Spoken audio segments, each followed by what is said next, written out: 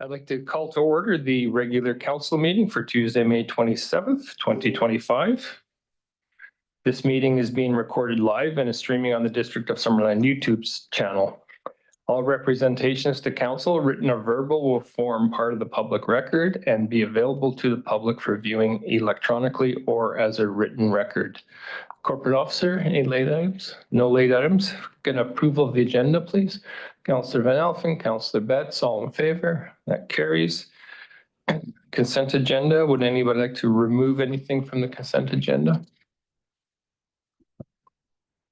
No. If I get approval of the consent agenda, please. Councillor Betts, Councillor Van Alphen, all in favor? That carries. And then we go straight to my report.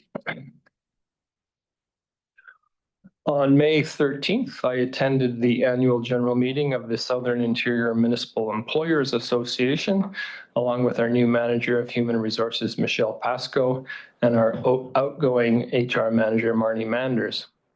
The association, or CIMIA as it's known, acts as an agent for benefit plan coverage for the City of Kelowna, City of Penticton, City of Revelstoke, District of Summerland, Regional District of Okanagan-Similkameen, Town of Princeton, and the Town of Oliver. There was discussion at the meeting about increasing membership to other local governments to increase the benefit to everybody. On May 14th and 15th, I was in Victoria and met with the following cabinet ministers. Josie Osborne, Minister of Health, with whom I discussed alternate solutions for addressing the local doctor shortage here in Summerland, given that the provincial funding for our proposed team-based primary care was turned down. Mike Farnsworth, the Minister of Transportation and Transit, with whom I discussed the condition of the stretch of the Summerland-Princeton Road within our municipal boundary and the possibility of government support for upgrades, given that it's provincial highway designation, Highway 40. Lana Popham, Minister of Agriculture, with whom I discussed the challenges of maintaining roads and other infrastructure to agricultural areas, given the distances between parcels and the small tax base. Jagrup Brar, the Minister of Mining and Critical Minerals, with whom I discussed the need for the province to work with municipalities when aggregate activities do not conform to local zoning. This was in light of government's approval of a gravel pit in an environmentally sensitive area at the end of Garnet Valley. Penticton Summerland MLA Amelia Boltby joined me for this meeting, and together we're continuing to look for a political solution. And finally, I met with Brittany Anderson, the Minister of State for Local Governments and Rural Communities. And with her, I had a wide-ranging discussion on all the topics I'd raised with the other ministers. We also talked about her portfolio, which is a new role situated in the Premier's office. I should note that each of the 5 ministers who I met with are new to their portfolio since last fall's provincial elections. So the meetings were important for bringing them up to speed on issues of concern to Summerland and for maintaining constructive intergovernmental relationships. On May 21st, Deputy Mayor Traynor and Councillor Betts joined me at the open house for the Conkle and Cartwright Mountain Trail projects. About 70 members of the public were in attendance and some good questions were raised, and there was some good discussion all around the room. It's always difficult finding a balance when there are different interests and visions at play, but public engagement is continuing with the aim of bringing a revised trail plans to council for consideration in the fall. On May 22nd, Councillor Barkwell and I attended the regular board meeting of the Regional District of Okanagan-Similkameen, which was held in the town of Princeton rather than in Penticton as usual. It's good for open governance that the RDOS visits other communities in the region, especially the more rural and further away ones. Earlier in the day, the directors and RDOS staff took a tour of the Copper Mountain Mine near Princeton, where we saw all stages of the mining operation from blasting to milling to tailings. I'd say the tour gave us a good sense of the benefits of the mine to the regional economy through job creation, local procurement, and infrastructure development. And I just want to also say tomorrow, I'll be attending the Memory Cafe, which is taking place in Summerland for the first time. And it's starting off at the library and then moving over to the museum. And it's anyone who is affected by dementia is welcome. So sufferers, the family members, carers, anybody like that. And it's a full program of events, and anybody like that can just come out. So it starts at 11 a.m. at the library. So, and that's my report. I'll turn it over to the CEO for his. Thank you, Your Worship. I'm glad to report that all of our reservoirs are now full and spilling, or will be spilling in the next few days or so. The exception is headwaters, where we are keeping the reservoir lower than normal at the request of the dam regulator, who is examining a specific water management profile for that site. So our 11 reservoirs are in good state of water storage as we enter the intensive growing season.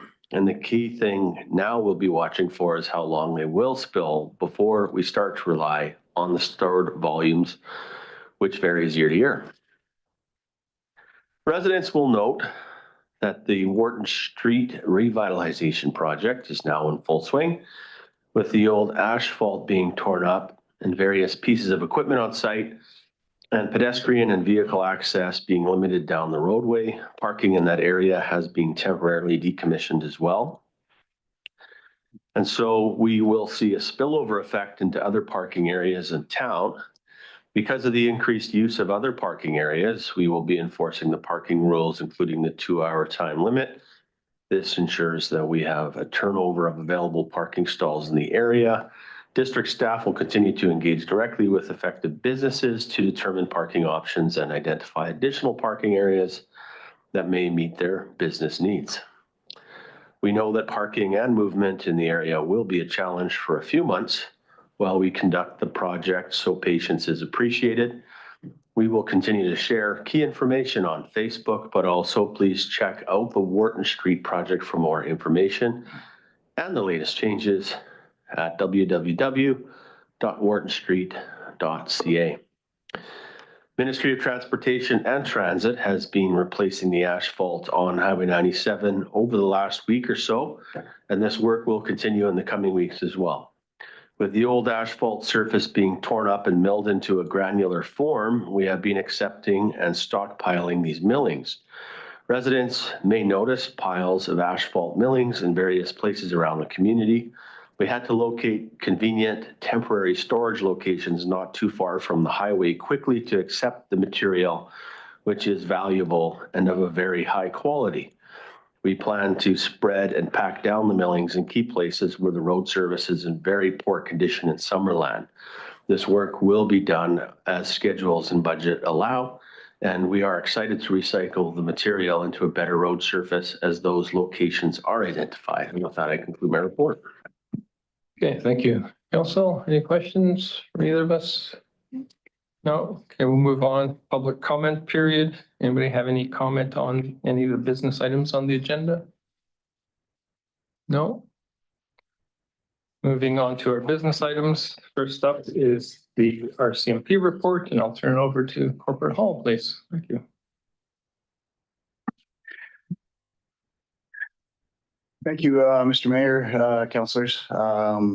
This will likely be the last time you see me reporting to you as the detachment commander, acting detachment commander. We believe that Sergeant McGeorge, as likely secured residents, will be here sometime early July. So I will be returning to my substantive role as the operations NCO of the detachment. For the first quarter of 2025, I'm very happy to say that Summerland again experienced a reduction in call volume from 561 to 400 calls for service. We were down 29% in calls for service. We saw an 88% reduction in violent crime from the same quarter in 2024. And we saw an overall reduction in mischief to property, thefts, and thefts from vehicles and whatnot. Where we do see, where council does see an increase, and it can look like a dramatic increase, but there's an explanation behind it, is break and enter into business. We did experience quite a bit of break and enter into business in quarter 3 and 4 of last year. Those incidents were suspects were identified and investigations are ongoing. With respect to this, I can qualify these 5 B&Es as one individual jumping the fence at the landfill and trying to harvest or steal used car batteries. So although it looks quite severe on our crime stats, the invasiveness of the offense is rather low. That individual has been identified, and we are dealing with that as we speak. As far as any other criminal code cases go and CDSA, the Controlled Drugs and Substances Act files, again, we see a reduction from 149 files in the quarter of 2024 to 83 files, a 44% reduction in drug-related crime. And overall, our top 10 calls for service, as previously I've stated in previous reports, tend to be not criminal in nature, with check well-being, traffic incidences being our top 2. Abandoned 911s or false 911s, people calling out of country or pocket dialing being number 3. And you can see if there's page 2 on there, you can see the rest.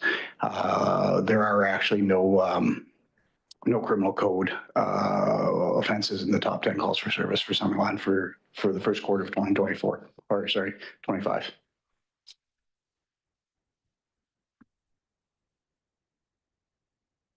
Okay, thank you. We'll go to questions. First, Council Pink. Thank you very much, Mr. Mayor.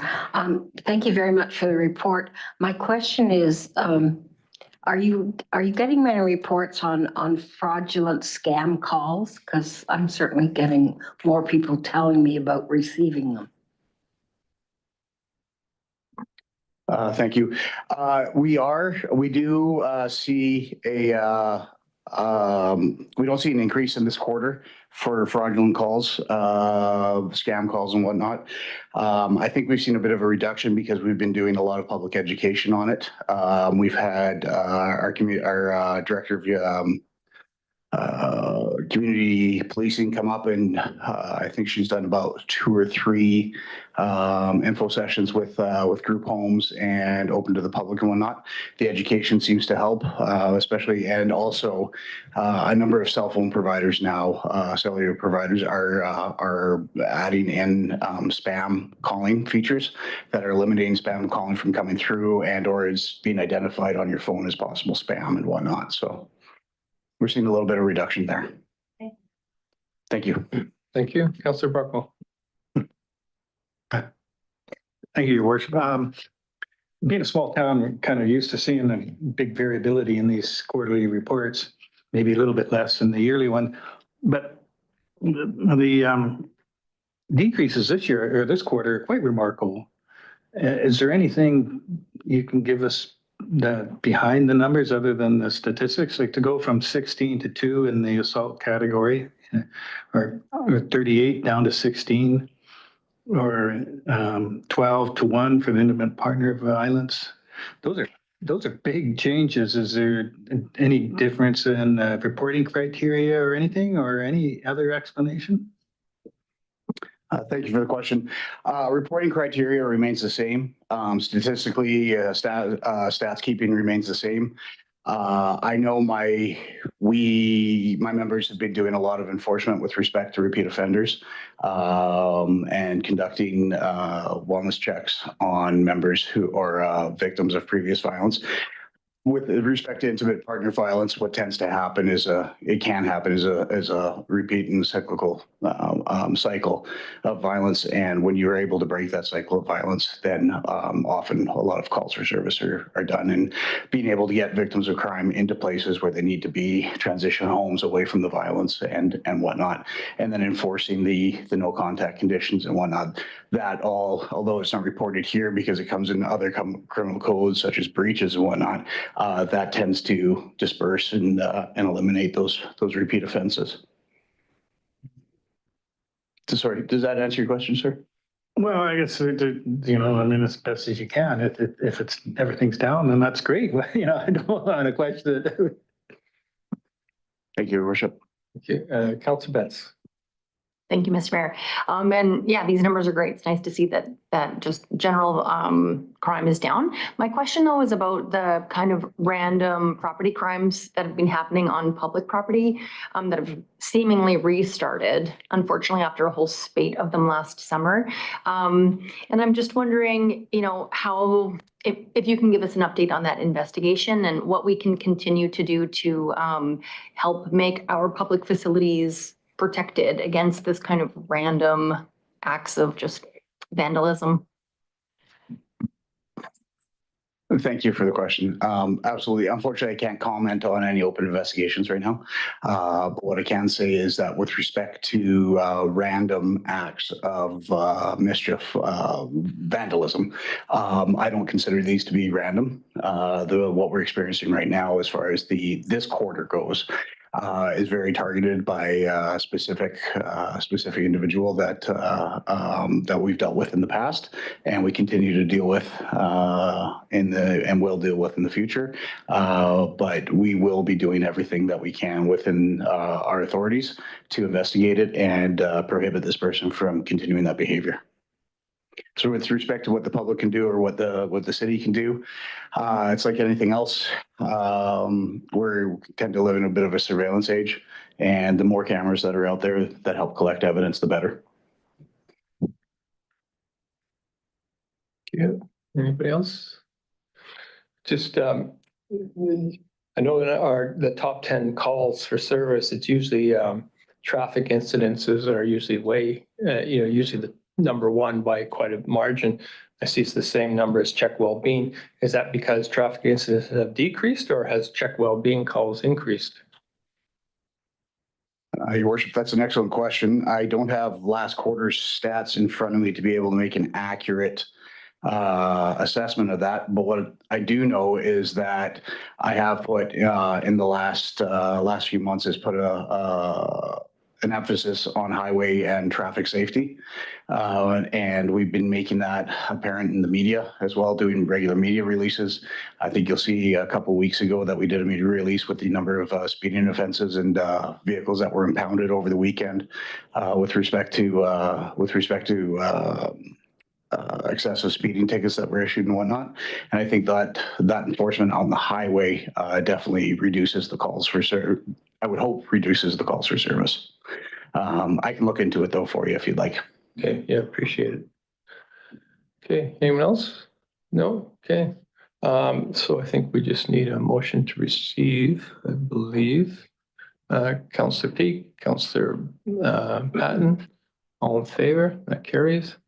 Okay, and thank you very much for acting in your acting role, probably for longer than you had anticipated, but we appreciate it, and we're glad you'll still be around, even though we won't see you here at the council table. So appreciate it. Yeah, Thank you. you. Moving on to the UBCM Community Resilience Investment Program grant application, and we'll turn that over to our fire chief.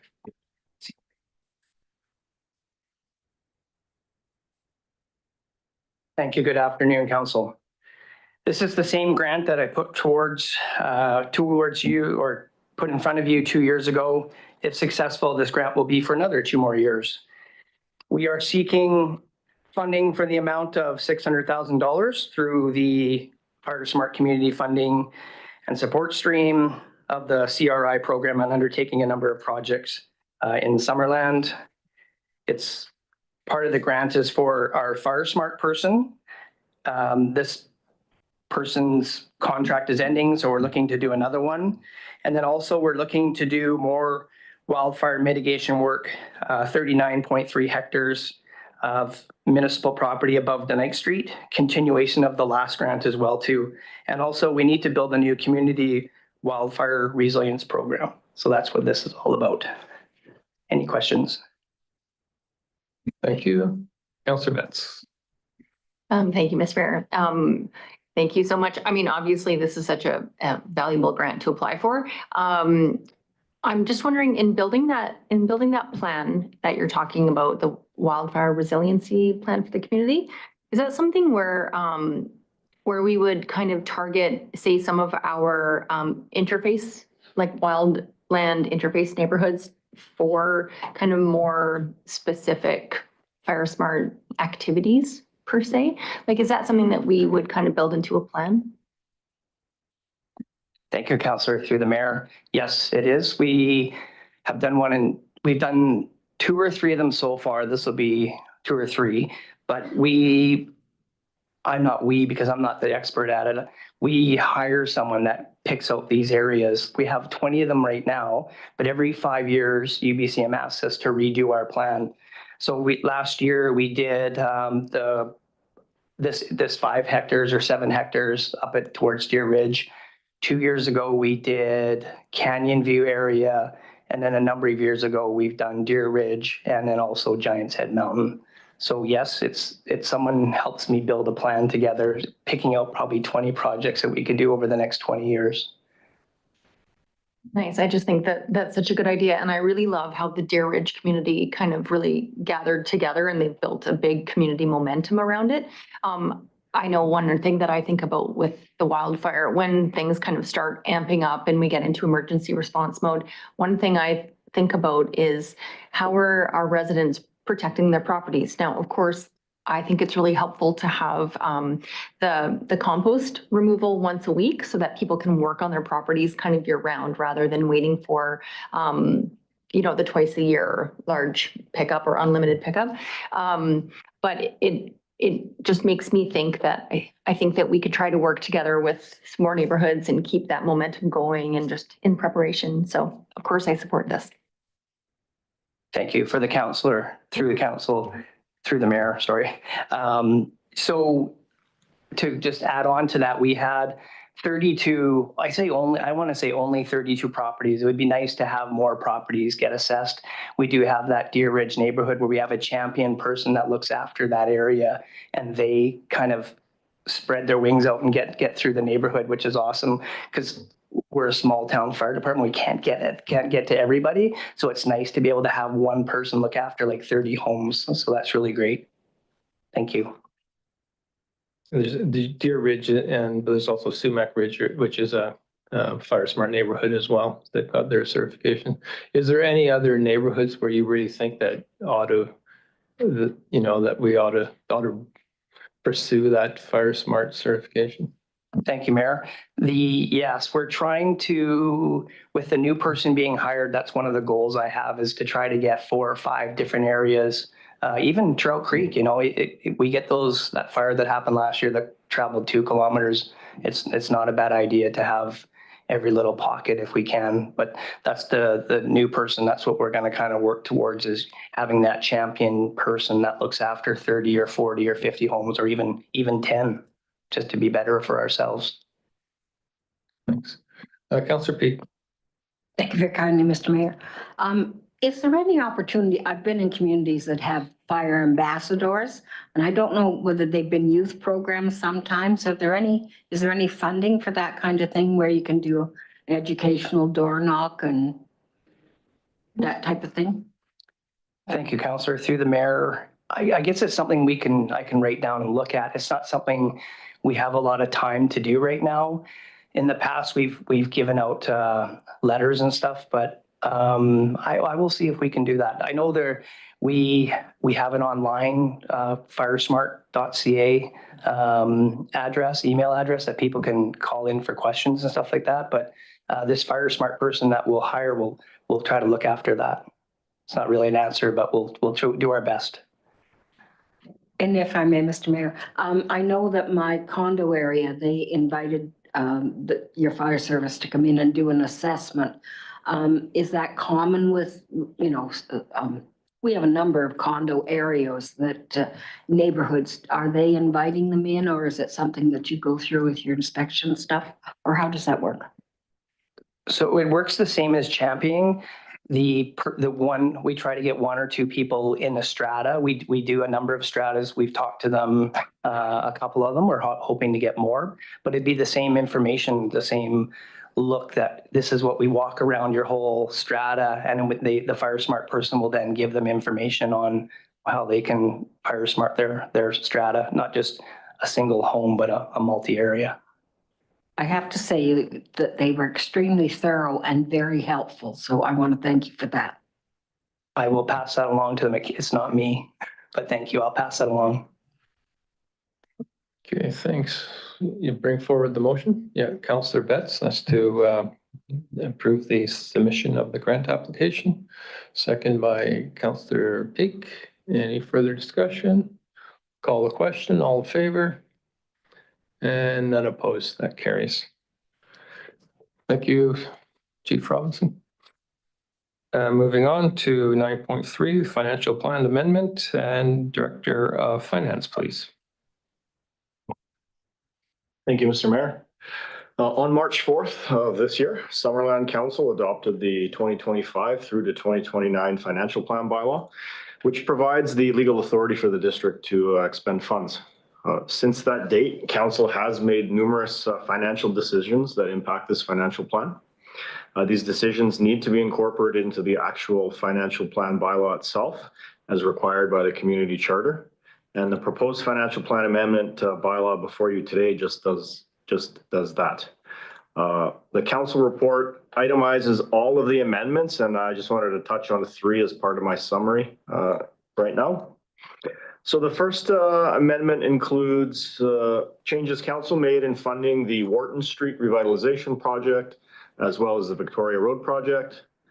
These funding changes were discussed at the last council meeting, with the biggest change being internally borrowing from DCCs, as long-term borrowing is currently unavailable while the loan authorization bylaws are under judicial review. In addition to internal borrowing, additional reserve funds will be utilized. $1 million grant has been secured, and a few projects will need to be delayed. In the end, the project budgets have not changed from the original budget, only the funding has changed. Hence why when you look at the council report, you see zeros in the dollar column there. The second item, the amendment includes an increase to the Trout Creek Perpetual Slide project of $30,000. This increase is due to the district receiving a grant to cover these new project costs. So again, there's oh no, there's not a zero on that one. There's 30,000. And it also, the third item, it includes 16,381 increase to the Azentalk Spillway project, which is to be funded through water capital reserves. So in total, there are 10 adjustments. Thank you. Okay, thank you. So any questions? Bring it forward, Councillor Betts. Second, Councillor Patton. If no discussion, I'll call the question. All in favor? And none opposed. That carries. Moving on to UBCM Minister meetings. Director of Corporate Services, please. Thank you, Mayor Holmes. So the deadline to submit meeting requests for meeting with provincial ministers during the upcoming UBCM convention is July 2nd. So we are before council today to request consideration and direction on which provincial ministers council would like to meet with and which topics to discuss at the upcoming convention in September. Okay, we in theory could defer this until the next meeting, correct? Yes. Because I have a couple potential ones, but for example, the Minister of Health might be a good one, but I think I'd want to talk to local doctors and everybody first before we, confirm that. Councillor Peak. Could we in fact defer it? I make note of the fact that we have one councillor away. It might be good if we had a total discussion. We can talk about it now and make the decision later. It's if there's something we know now, it's good to get them on the list and get those invites out, I guess, or put it in, or should we do it all at the same time? Through the mayor, the meeting requests aren't granted based on when they are submitted. So we have up until July 2nd, and that won't impact, whether or not we get it. So It's really up to council. I will still offer the opportunity, even if we defer it, council still may email me any thoughts or ideas, and we can include it in the RFD on June 17th. And we can talk about it all then, or council can decide now, either or. Just with a couple, some of the meetings I had last week, might want to follow up on them. But some, depending on what happens in the next month, whether some of the ministers do what they say they're going to do or not. So, Councillor Betts. Thank you, Mr. Mayor. Just a quick question. So it sounds like Minister Popham, Ministry of Agriculture, is going to come to the meeting of municipalities to talk about like the funding for municipal infrastructure who have a lot of ALR land. So do you feel like it's still worthwhile to request an additional private meeting with that minister? I don't know. You know, it might also be how much further the food hub, you know, if we have a better clarity on the food hub, we might want to meet with her on that. And actually at the meeting, I asked her if she would come to Summerland to open it and she was very keen to do that. So, but whether we need to meet with her again, I don't know, but something we think about. Councillor Peak? I think we should still consider it because her staff isn't usually available. If she comes to a meeting and the discussion, it's probably herself and maybe one assistant or whatever. I just think you get a different kind of hearing when you make an appointment. Yeah, I mean, if we have the group thing, it'll be the general bigger issues that everybody has concerns about. If we have anything specific to ourselves, to Summerland, then we should definitely request a meeting with her. Yeah. Councillor Van Alphen? You met with the Minister of Mines. Is she willing to come and open the new gravel pit? Is it worthwhile having another meeting with the Minister of Mines? Do you think? Yeah, it's hard to say what's going to happen over the summer. That's the thing when you have to plan these things so far in advance. It's Councillor Barkle? Wouldn't it be better to plan a meeting and then cancel than to be frustrated by not getting a meeting? Mm-hmm. Yeah. Okay, well, why don't we over the next couple of weeks put a list together, and if anybody has anything specific, send it to myself or the corporate officer, I guess, and we can work on that and bring it to the next meeting. How does that sound? Yeah. Okay, and the other, you know, I was thinking also, so you know, for the Minister of Transportation, we might even want to consider having some sort of joint meetings with either Peachland in terms of a secondary route, but also with the mayor of Princeton because with the Princeton Summerland Road, because the same issues we're having at our end, he's having at his end. So it's I don't know if it's better that we meet separately and on the same topic or together on, you know, so I don't know what's more effective, but that's something to think about as well. Councillor Van Alphen? But on that note, and I get where you're coming from, but you know, City of Penticton, RDOS, you know, when we've had these emergencies, they you know, the 201, you know, it was not that long ago, somebody blockaded the bridge and the 201 wasn't accessible. So you had, you know, cancer patients missing their appointments in Kelowna and stuff like that. Like the whole region with one event, we all suffer. Every community suffers. So like, how do we get that message across that we need that secondary route? But So maybe more should be involved, like, I don't know, Penticton and the RDOS? Yeah, it's, Penticton's, they're pushing for the one up, the 201, right?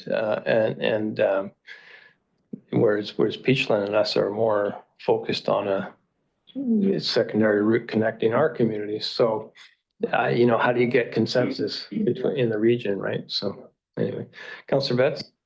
Thank you, Mr. Mayor. Just further to potentially meeting with the Minister of Transportation is that, when I was driving just recently up Highway 97 towards Peachland and beyond, was that there wasn't much work happening. And it looks like we are permanently going to be one direction each way. There's half a mountain behind those stacked up cement barricades. I think I would like to hear from the province, what's the plan?